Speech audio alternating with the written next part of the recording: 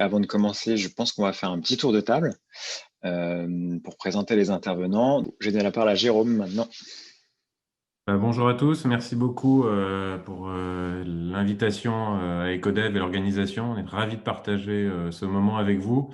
Donc moi, je suis président de Teamsport, une société que j'ai cofondée avec Alain Atlani en 2019, avec un objectif, c'est clairement d'aider les salariés dans la pratique du sport et leur mobilité au quotidien afin d'améliorer leur qualité de vie au travail, tout en travaillant sur un axe fort qu'est le développement de la politique RSE des entreprises. Donc nous, on a décidé de partir sur un concept que tout le monde partage ici, qui est la location longue durée d'équipements sportifs et de vélos. Et avec les grèves de 2019, on a eu une accélération extrêmement forte de notre service de vélo qui s'appelle Team Mobilité, qui s'est encore plus accru lors du premier confinement. On propose un service assez haut de gamme, sur mesure pour les entreprises. On n'a pas un client qui a exactement la même offre. On s'adapte vraiment aux besoins de nos clients sur cette offre de vélo et on travaille sur 3 axes. Les flottes de vélos partagées, comme peut le faire Arval aujourd'hui. Le vélo de fonction, qui représente aujourd'hui plus de 80% des vélos qu'on a en circulation chez Teamsport, mais également un accompagnement dans la mise en place du forfait de mobilité durable. On a vraiment voulu avoir un écosystème à 360 degrés pour accompagner les vélotaffeurs des entreprises avec des partenaires sur l'ensemble des services qu'on va fournir. On essaye d'être assez flexible sur les durées d'engagement. On est capable de faire des engagements de 6 mois à 48 mois. Et on a voulu digitaliser notre process avec aujourd'hui un outil qui s'appelle Team Manager qui permet de suivre l'évolution de son vélo, la commande et la gestion de sa flotte à 100% digitalisée. Et sur l'axe fort du RSE, on en parlera tout à l'heure, nous, notre objectif, c'est pas qu'il y ait une option d'achat sur le vélo, ce qu'on peut proposer, mais c'est d'offrir en fait les vélos à des associations caritatives pour donner en fait une deuxième vie au vélo et partager en fait cette volonté d'avoir une économie circulaire dans l'économie dans laquelle on est actuellement. Merci. On va juste réexpliquer les règles du jeu. Donc, chacun aura son temps de parole avec des questions un peu spécifiques dédiées à on va dire, ces thématiques privilégiées. Puis après, il y aura des questions un peu. On a collecté un certain nombre de questions-réponses de certains de nos clients parties prenantes sur laquelle on attend de vous que vous puissiez aider à trouver les réponses. Peut-être pour compléter l'introduction sur les actualités, je ne sais pas si vous avez vu passer, mais il y a aussi tous les sujets des zones à faible émission et des nouvelles réglementations qui arrivent vitesse grand V pour un certain nombre d'agglomérations. Je vais vous envoyer un petit lien sur un article là, qui est sorti il y a quelques jours sur le sujet. Mais ce que ça veut dire, en fait, c'est qu'au-delà de la volonté de rendre les gens sportifs avec des belles cuisses, il y a une vraie nécessité finalement de travailler sur changer les habitudes des trajets domicile-travail. Et on n'a pas sorti 2 chiffres, mais globalement, vous avez à peu près les 3/4 des Français qui se déplacent en voiture seule pour aller au travail. Et dans cette, on va dire, quantité de personnes, vous avez un tiers à la moitié en fonction des chiffres et des sources qui pourraient pratiquer, en tout cas en termes de distance, des vélos assistance électrique. Donc on est quand même sur des potentiels énormes. Et on a une feuille de route nationale qui a pour ambition de monter par 3 ou 4 les usages du vélo dans les années à venir avec des budgets associés. Donc voilà, donc je réinsiste sur ces chiffres, mais on n'est vraiment pas sur la pratique marginale que chacun peut peut-être imaginer. Mais il y a un vrai sujet aussi associé et réglementaire. Je vais vous envoyer le lien dans les échanges. Donc voilà, maintenant que tout le monde connaît les règles du jeu, on aura des questions-réponses avec tous ceux qui le souhaitent. Et vous pouvez aussi converser dans le chat. On essaye avec Alice, qui est dans l'ombre, mais qui répond à toutes vos questions techniques sur la mobilité. Voilà. On va laisser du coup maintenant la parole à Jérôme chez Teamsport. Hop, je vais juste... Non. Voilà, pour la partie qualité de vie au travail et pratique sportive. Jérôme, je te laisse la parole. Ouais, merci beaucoup. Effectivement, aujourd'hui, comme la plupart des gens l'ont signalé, et notamment Timothée, le vélo a pris une place prépondérante aujourd'hui dans le quotidien des Français, en tout cas dans ceux qui habitent au sein des agglomérations. On cherche clairement une alternative aujourd'hui au transport en commun et à la voiture pour se rendre sur son lieu de travail. On a pu le voir lors des grèves du mois de décembre 2019 et pendant la sortie du confinement. On voyait de plus en plus de vélos se déplacer. Tout ça a été possible par la mise en place par les pouvoirs publics d'énormément d'infrastructures. On a vu le développement des fameuses coronapistes à la sortie du confinement. Il y a aujourd'hui plus de 60 km de pistes cyclables qui ont été pérennisées sur Paris. Il y a les fameux RER vélo, donc ces pistes de vélo qui vont répliquer les lignes du RER et la ligne 13 du métro qui est la plus surchargée. On met énormément de moyens pour développer le vélo dans les grandes agglomérations. Je parle de Paris, c'est effectivement là où Teamsport est positionné, mais c'est pareil dans toutes les grandes villes de France. Il y a énormément de choses qui sont faites au niveau des infrastructures, mais également au niveau des vélos. Nous, on a un allié, on pense chez Teamsport, c'est le Véligo. Ça a beau être financé par la région Île-de-France. Il n'y a rien de mieux que des salariés qui sont en Véligo, qui arrivent à la fin de leur contrat et qui cherchent une alternative, qui n'ont pas envie d'acheter leur vélo et qui vont voir leur RH en leur disant moi, j'avais un vélo en location, j'aimerais bien avoir la même chose, mais cofinancé par l'entreprise. Et on a entendu parler du vélo de fonction. Et donc, pour nous, le Véligo est clairement un ambassadeur. Chez Teamsport, on le prend de cette manière-là. Pour nous, c'est un moyen aussi d'améliorer la qualité de vie au travail en mettant des vélos au sein des entreprises. C'est un de nos leitmotifs avec les équipes de Teamsport. C'est vraiment appuyer sur ces points-là lorsqu'une entreprise vient nous contacter. Pourquoi ? Parce que quand on fait du vélo tous les jours pour se rendre sur son lieu de travail, on a beau avoir aujourd'hui beaucoup de vélos à assistance électrique dans notre flotte. Il faut quand même pédaler. On n'appuie pas juste sur un bouton. Ce n'est pas un scooter ou une trottinette. Il faut faire un effort physique. Et donc, on va régulièrement créer un effort, entretenir son corps. Timothée a dit que des gens ont des grosses cuisses. C'est vrai, mais ils ont surtout une bonne condition physique et un bon cœur derrière. Et donc, on pense qu'on va réduire les arrêts maladie au sein des entreprises. En tout cas, il y a une étude qui a été faite en Nouvelle-Zélande, en Australie, à la fin de l'année 2019, qui montre qu'on augmente l'espérance de vie des personnes qui pratiquent régulièrement du vélo au sein des entreprises. Donc voilà, ça a du bon pour un dirigeant d'une entreprise de mettre des salariés sur un vélo, en tout cas pour les conditions physiques. Ensuite, on va diminuer le stress. Quand on prend le métro, alors moi ça fait une éternité, je suis un peu comme Emmanuel, ça fait 15 ans que je fais du vélo dans Paris, je suis le monsieur vélo de l'équipe. Moi le stress, ça fait longtemps que je l'ai évacué pour me rendre sur mon lieu de travail parce que j'ai plus ce stress du retard de mon métro, des bouchons qui vont engendrer un retard assez conséquent parce que je viens en voiture. Aujourd'hui le vélo, on sait à quelle heure on part, on sait à 1 minute près à quelle heure on va arriver, tout en respectant le code de la route. J'insiste bien sur ce point-là parce qu'on voit énormément du luberlu en vélo qui vont griller des feux rouges et pas respecter la signalisation. Il faut faire extrêmement attention à ça. Mais on connaît son temps de trajet et donc on est plutôt zen quand on arrive sur le travail. Cette zénitude, en fait, elle va se transformer en productivité parce que comme on sait à quelle heure on arrive au bureau et à quelle heure on part de chez soi ou vice-versa, on est capable de vraiment se concentrer sur son activité et d'être beaucoup plus performant sur son travail et pas être stressé sur à quelle heure on va partir, est-ce que je vais être en retard au rendez-vous si je prends un taxi, un VTC ou autre. Voilà, on est beaucoup plus zen et donc on va être beaucoup plus productif au sein de son entreprise. En tout cas, les entreprises avec lesquelles on travaille aujourd'hui nous l'ont clairement mentionné. Ça a créé clairement une bonne productivité au sein des entreprises. On va créer aussi une communauté de vélotaffeurs. Donc ça permet vraiment de créer des liens sociaux au sein d'une entreprise. Des gens qui ne se parlaient pas forcément, qui n'avaient pas le même grade hiérarchique, parce que l'avantage du vélo de fonction, ce n'est pas lié à une certaine population au sein de l'entreprise. C'est éligible de la secrétaire à l'ouvrier jusqu'au président de l'entreprise. On a une entreprise, le directeur général et le président de la structure ont pris un vélo de fonction de Teamsport et viennent tous les jours en vélo de fonction et donc montrent l'exemple et sont vraiment engagés. Donc, ça crée une communauté au sein de la société. Donc, ça coupe vraiment, c'est comme ces barrières sociales qui sont pour nous assez intéressantes pour pouvoir échanger et créer des synergies au sein d'une entreprise. Il y a le côté coût, on en a parlé tout à l'heure, parce que pour un salarié, ça va lui coûter moins cher. Alors, les notions d'argent sont toujours importantes, notamment en France. C'est des sujets tabous, mais tout est toujours ramené à l'argent. Et aujourd'hui, en fait, un vélo de fonction va vous coûter moins cher pour un salarié que le cofinancement de son pass Navigo. Le pass Navigo, c'est en France, à Paris, c'est 37,50 €. Et nous, la plupart des offres qu'on propose sur le vélo de fonction, la participation est 30% du salarié, sont inférieures à ces 37,50 €, sauf si on part sur des vélos très, très haut de gamme.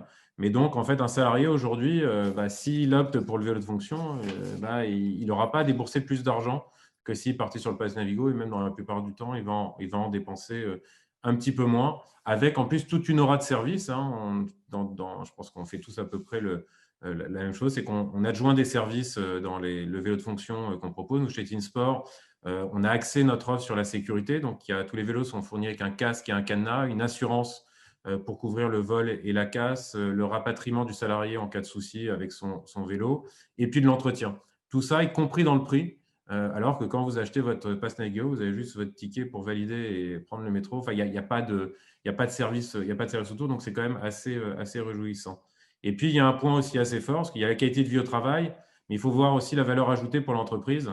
Une entreprise, en gros, elle va appuyer sur sa politique RSE. Et nous, on essaie d'accompagner chez TeamSport les sociétés dans le développement de cette politique RSE sur 2 points. Un, le côté environnemental, parce que des sociétés qui mettent des salariés sur le vélo, elles vont réduire leurs émissions de CO2. Elles vont sûrement, beaucoup de salariés vont ne plus prendre leur voiture, vont ne plus prendre de taxi pour aller au rendez-vous. Ils vont utiliser leur vélo. Et puis, il y a le côté social, j'en ai parlé tout à l'heure. Nous, à la fin de la location, on incite vivement les entreprises avec lesquelles on travaille à offrir les vélos à des associations caritatives de leur choix, parce qu'au bout de 36 mois, le vélo, il aura vécu, il sera toujours en bon entretien, en bon état d'utilisation. Mais autant repartir sur un vélo neuf, dans une société d'usage plus que de propriété. Et donc, il est plutôt intéressant de repartir sur un vélo neuf avec de nouvelles technologies. Et ce vélo-là, de l'offrir à une association caritative du choix de l'entreprise, ou voire même la fondation d'une société. On a 2 entreprises chez TeamSport qui ont leur propre fondation. Les vélos iront dans la fondation. Donc, clairement, chez TeamSport, on a axé notre service Team Mobilité sur l'amélioration de la qualité de vie au travail des salariés, sur leur santé également, parce que ça ajoute énormément de vertus de mettre des vélos au sein d'une entreprise. Vas-y, je crois que vas-y, mais Emilien, maintenant c'est bon. Peut-être. Ouais, l'idée, peut-être, je ne veux pas trop intervenir, mais il reste théoriquement 14 minutes, mais on prolonge souvent jusqu'à 10h15, donc en fait, on peut aller un peu plus loin. On essaye de faire des questions-réponses de manière assez efficace. Celui qui est le plus à l'aise prend la parole, et puis les autres peuvent compléter, si ça vous va. Exactement, ouais. Top. On fait comme ça. Du coup, une première question qu'on a récoltée de nos salariés, est-ce qu'un salarié peut choisir aujourd'hui son vélo? En d'autres termes, est-ce que vous proposez de personnaliser votre offre pour répondre à l'ensemble de la demande? Alors peut-être, Jérôme, je te laisse. Non, nous, on personnalise l'offre. C'est clairement une volonté, c'est ce que j'expliquais tout à l'heure. On fait du sur-mesure chez TeamSport. C'est qu'il n'y a pas une entreprise qui a la même offre de vélo en fait, qui est disponible sur la table. On répond à plusieurs critères quand on va définir l'offre de vélo pour une entreprise. C'est quelles sont les typologies de vélos que veulent les salariés. Donc, on fait passer un questionnaire pour savoir s'ils veulent plus des vélos pliants, des vélos de ville, assistance électrique, des vélos gravel. Enfin, voilà, vraiment savoir exactement quels sont leurs besoins, quel est le coût aussi que le salarié est prêt à engager tous les mois. Il y a cette notion de budget. Et le dernier point, c'est quel est le coût aussi de l'entreprise. C'est-à-dire que beaucoup d'entreprises, elles aussi, ne veulent pas dépasser le prix du remboursement du Pass Navigo, donc ces fameux 37,50 €. Donc, il faut jongler sur ces 3 variables-là pour créer en fait un catalogue qui est dédié à l'entreprise. Et généralement, en fait, une entreprise, c'est un retour d'expérience que je vais vous donner, pour des raisons de logistique, de gestion de flotte, de cas de départ de salariés qui ne voudraient pas lever l'option d'achat en cours de vie, il faut être capable de pouvoir repositionner le vélo au sein de l'entreprise. Et donc, bilan des courses, en fait, l'offre, elle va se limiter par les RH sur entre 3 et 5 vélos disponibles pour les salariés pour une meilleure gestion. Donc, en fait, ils peuvent choisir leur vélo, mais elle va être limitée pour des raisons budgétaires, essentiellement par les entreprises. Et après, on propose toute typologie de vélo. Nous, on travaille directement avec les marques de vélo. On a des relations avec des marques majoritairement françaises. Et après, une de nos marques propose pour certaines entreprises, on peut aller encore plus loin sur le côté sur-mesure, c'est de vraiment directement floquer les vélos aux couleurs de l'entreprise. Donc, on peut aller très, très loin dans la personnalisation du vélo. Donc, on pourrait imaginer Ecodev rouler avec des vélos de fonction à leur couleur dans les rues parisiennes, de province et les zones rurales.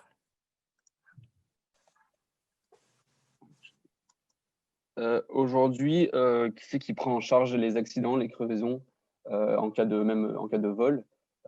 Que se passe-t-il justement dans ces différents cas? Mais il y a un point aussi, c'est le souci sporadique, c'est-à-dire une crevaison un problème de cap qui ne rentre pas dans le cadre de l'assurance, hein, parce que les assurances ne prennent pas forcément tout en charge pour des raisons de montant. Et donc, une crevaison ne va pas forcément être prise en charge par l'assurance. Donc là, la crevaison, il y a un réseau réparateur. Je pense qu'on a tous ce réseau-là à disposition qui va intervenir. Et là, il y a une question effectivement de coût. Je pense que la question est à ce niveau-là, c'est qui prend le coût de la réparation d'une crevaison. Et là, c'est vraiment au choix des entreprises. C'est soit l'entreprise va payer le full service en proposant la réparation même sporadique, soit c'est le collaborateur qui va payer sa réparation de crevaison. Donc ça, c'est des choses qui peuvent arriver. Et puis après, effectivement, il y a l'assistance rapatriement qui joue. Hein. Vous travaillez dans le 8e arrondissement et vous habitez l'autre côté de Paris, dans l'Est parisien, et vous crevez au niveau du Louvre. Vous n'avez pas poussé votre vélo pendant plusieurs kilomètres. Vous allez faire appel à une assistance rapatriement que nous, on propose chez Teamsport, qui va rapatrier sans frais le collaborateur et le vélo au lieu de son choix. Donc, mais tout ça, en fait, fait partie vraiment d'une offre sur mesure qu'on va proposer aux salariés et à l'entreprise. Merci, Jérôme. Dernière question, en tant qu'employeur, si moi je propose des vélos de fonction, est-ce que je suis obligé de créer des stationnements justement dédiés aux vélos? C'est mieux, ouais.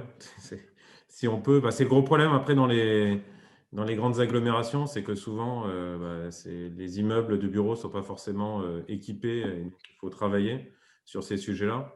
Mais aujourd'hui, comme l'a bien dit Arthur, s'il n'y a pas d'endroit pour stationner le vélo, même dans les bureaux, on peut le garer à l'extérieur parce que l'assurance permet justement de couvrir le vélo en cas de vol, même la journée. Après, effectivement, on sensibilise vraiment les entreprises à créer quand même des solutions de parking. Et il y a beaucoup de solutions ingénieuses qui existent aujourd'hui pour créer des places de parking dans des espaces assez réduits, dans des halls d'immeubles, etc. Voilà, et il faut bien réfléchir. Nous, on a créé un partenariat avec une entreprise vraiment pour travailler sur ce sujet-là d'aménagement d'espace pour créer des emplacements de parking. On va passer du coup maintenant aux questions des participants. Thomas, je vais te laisser la parole. Merci à tous les quatre d'avoir répondu en tout cas aux questions clients Ecodev. Merci Emilien. Je profite parce qu'il y en a beaucoup. Mais quel dispositif pour financement d'abri à vélo? Donc je l'ai dit tout à l'heure, c'est le label Pro Vélo, l'employeur Pro Vélo qui va du coup travailler sur le sujet. Alors on va les prendre dans l'ordre, mais il y avait une question. Thomas, si tu veux intervenir, n'hésite pas à m'aider. Mais il y avait le sujet du vélo de fonction et du fonctionnement du vélo de fonction avec le FMD, donc forfait mobilité durable. Comment ça fonctionne ou pas? Comment ça s'articule ou pas? Ça ne s'articule pas. Non, pour l'instant, c'est pas à nos yeux, hein, chez Teamsport, pour nous, c'est pas compatible. C'est-à-dire, une entreprise, elle part sur l'un ou l'autre. Voilà. C'est soit le FMD, soit le vélo de fonction. Aujourd'hui, il n'y a pas de passerelle entre les deux. Alors, nous, on est en relation avec le ministère de la Transition écologique et ils travaillent aujourd'hui justement sur la création d'une passerelle entre les deux, ce qui serait quand même une bonne chose parce qu'effectivement, des entreprises avec des milliers de salariés un peu partout en France vont plutôt opter pour le FMD, alors que c'est beaucoup moins engageant et que le vélo de fonction engagerait plus ces entreprises sur le développement du vélo. C'est un peu, nous, à nos yeux, le FMD, c'est un peu un fourre-tout. Hein. On retrouve tout et n'importe quoi, et pas que du vélo, en fait.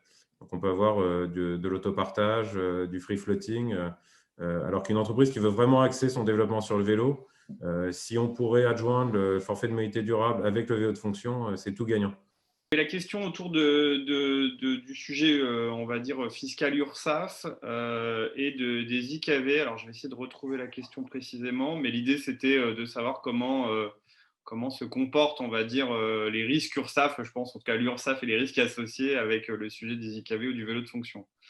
Voilà. Est-il prévu de faire évoluer la législation pour que l'URSSAF établisse un barème de remboursement des IKV pour tous les salariés qui font leur déplacement pro avec leur vélo perso? Question technique, je ne sais pas si quelqu'un veut prendre la parole. Et pour moi, il n'y a plus d'indemnité kilométrique depuis cette année avec le forfait de mobilité durable. Hein. C'est vrai, les IKV sont passés sous l'intitulé forfait mobilité durable. Ouais. Pour répondre ou vous compléter, effectivement, aujourd'hui, l'URSSAF a officialisé quand même qu'une déclaration sur l'honneur sur l'usage du vélo, en tout cas dans le cadre du forfait mobilité durable, était tout à fait recevable. Donc, c'est un sujet avec un risque assez faible. Il y a beaucoup d'employeurs qui évaluent effectivement le risque. Je ne sais pas si ça répond tout à fait à la question. J'aurais une dernière question, Timothée. Vas-y, non, mais bien évidemment.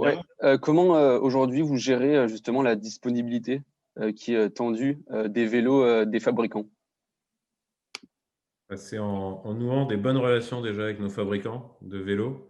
Je pense que toutes les personnes qui sont dans ce webinaire, en tout cas les intervenants, d'essayer d'avoir un modèle 100% intégré, pas de passer par des magasins qui aujourd'hui, eux, sont submergés de demandes comme nous, on peut l'être. Mais nous, on a créé chez Teamsor, on a créé notre propre stock de vélos. On a un peu retourné le modèle initial qui était de faire des commandes de vélos à la commande des entreprises. On a vraiment sécurisé du stock tout au long de l'année pour répondre à la demande à venir on espère, de nos nombreux nouveaux clients. Donc, on a pas mal de vélos disponibles. Après, c'est une des raisons pour lesquelles aussi on oriente des entreprises vers des types de vélos. Et en fait, on voit qu'aujourd'hui, une entreprise, dans sa globalité, sélectionne toujours les mêmes typologies de vélos. On a beau faire des dizaines et des dizaines de questionnaires, c'est à chaque fois la même typologie de vélo qui revient dans les entreprises, le même budget. Donc, l'entonnoir en fait, de sélection revient généralement toujours sur les mêmes vélos. Donc, il est assez prédictible de se positionner sur des vélos et de les réserver. Donc, c'est vrai que c'est difficile d'avoir toute typologie de vélo aujourd'hui. Le marché est complètement saturé. Quand on sort de notre univers de vélo, ce qu'on dit à nos clients, c'est que la livraison qui peut se faire en 15 jours aujourd'hui, si vous prenez un vélo qui n'est pas dans notre liste, vous pourrez l'avoir, mais il faut être patient, c'est 4-6 mois d'attente pour avoir le vélo. C'est une question d'éducation des entreprises et des collaborateurs et des salariés sur ce laps de temps. Quand vous prenez une voiture de fonction, Régis dira peut-être la même chose, mais je crois qu'il y a un délai qui est quand même d'entre 1 et 2 mois pour obtenir une voiture de fonction pour la mise à disposition pour un nouveau contrat, pour une ouverture de contrat. Et les gens dans le vélo, en fait, ils veulent que ça soit immédiat. Sauf qu'effectivement, ils n'ont pas réalisé que ce monde du vélo est en hyper-croissance et connaît une révolution. Moi, j'appelle ça la vélorussion. Et cette vélorussion, il faut quand même la maîtriser et il faut éduquer les gens sur le vélo. Donc, l'éducation, elle va aussi là-dessus. Et donc, il faut être patient quand on n'a pas la capacité de livrer. Très bien. On va essayer de clôturer. Vous aurez un petit mot de fin. Mais il y avait quand même une remarque qui revient souvent et qui est liée à la pluie, au matériel ou autre. Et effectivement, quand vous êtes usager au quotidien, il y a des vélotaffeurs là, donc ils pourront témoigner. Enfin, la pluie, c'est pas un problème en fait. Il suffit de s'équiper un petit peu. Et puis même si on est un peu mouillé, finalement, il n'y a pas forcément besoin de grands aménagements. Quand on est à pied et qu'on a un parapluie, qu'on arrive au bureau, on met la même quantité d'eau que quand on est cycliste. Donc, voilà, ça change pas grand-chose. Et puis, Météo France a fait une étude sur les 13 dernières années pour démontrer à quel point, finalement, il ne pleuvait pas tant que ça dans notre pays. Et la probabilité, dans le pire des cas, c'est au mois de février, donc bientôt, à Brest. Et on a un tout petit peu moins de 20% de chance au quotidien de se faire complètement saucer. Donc voilà, donc finalement, il y a aussi une perception entre la réalité et ce qu'on imagine. Ce sera le mot de la fin. Non, peut-être on laisse un dernier mot. Merci en tout cas, moi je vous salue, je vous dis merci beaucoup à tous pour la richesse là, des échanges. Et puis Thomas, je te laisse, ou Émilien, je vous laisse clôturer. Merci à mon tour de vous remercier les intervenants d'avoir répondu d'abord à toutes nos questions. Dernier mot, si vous avez des questions relatives à l'écosystème mobilité, n'hésitez surtout pas à revenir vers moi ou vers Timothée. Merci à vous et bonne journée à tout le monde. Merci, pareil, je remercie tous les intervenants, tous les participants. Et donc, vous recevrez le support de présentation par mail ainsi que le lien vers le replay. Et comme disait Émilien, on se tient à votre disposition si vous avez la moindre question. Merci à tous et bonne journée.